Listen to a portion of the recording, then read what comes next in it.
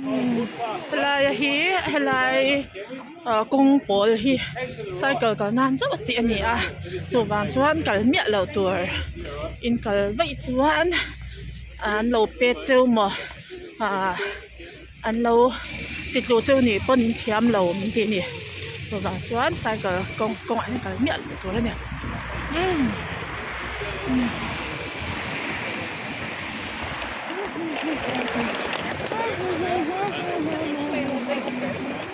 Trying to make sure they can walk that way.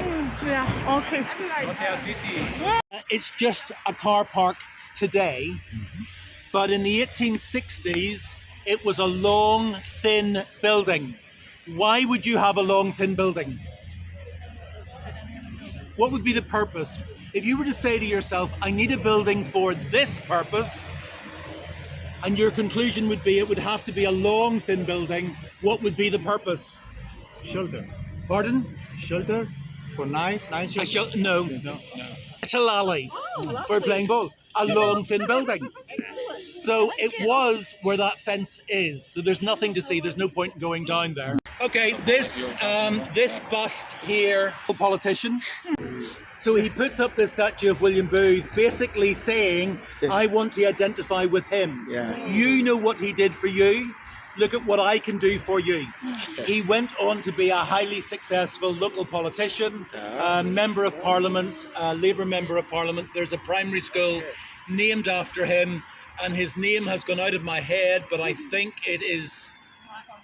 Hilai hian hei mile and road ani a hilai hian in Salvation Army rong bol na te lawin tar boka William Booth thalak te nen. These are not the original statues. The original statues are outside the William Booth Memorial Buildings. The William Booth Memorial Buildings contain William Booth College, which is our territorial college. Husband's mission, which he was not overly involved. Again, that's another story that's often not explicitly stated. So delighted that the statues are both here. Again, another aspect of what makes us the people that we are. Please notice the bus stop is Booth Memorial. And I'm going to go and stand near to the mural where you get a really... Hei helai mun hi tha kan han da deuh sapa ya twin Booth lim ma kan han la zawa ei ti hian ain zia ka ti chuan heta hianin han la le a hei helai mi te hi pa te an ni ta hian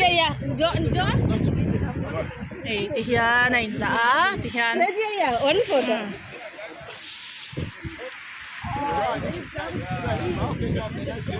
Union flag suits. They're local artists. There is George Merrick talking to Vladimir Ilyich Lenin. That's the elephant man with a sack over his head. There is, you see the boy?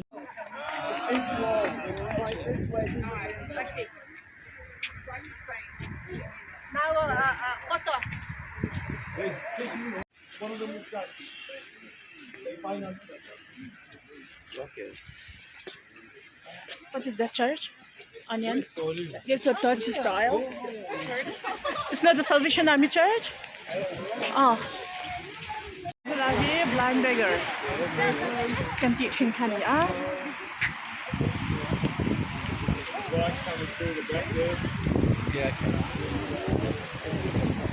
Now, the blind beggar itself is not important because actually the open air meeting took place outside the blind beggar where we're standing.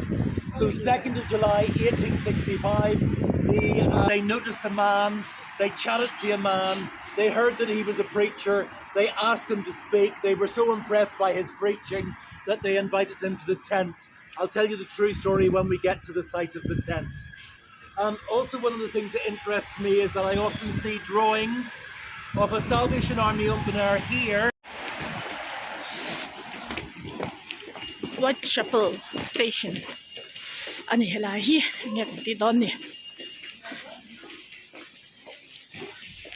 hi lai han chao zela way out kan kal thon ni Amelia, bye bye.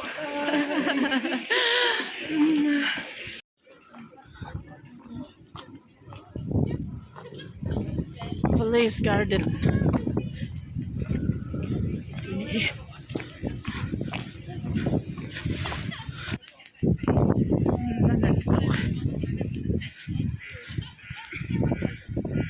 It's actually a cemetery. Come closer. I don't want to have to shout as much. It's a cemetery, and there are still people buried underneath you. The boundary of the cemetery is basically the London plane trees going across there, round behind the back of me. So not quite the full size of this open space today. The issue was that in the 1850s, many cemeteries in London had to be closed for reasons of hygiene. There was a very famous incident here in Whitechapel where people were going, "Our water tastes lovely."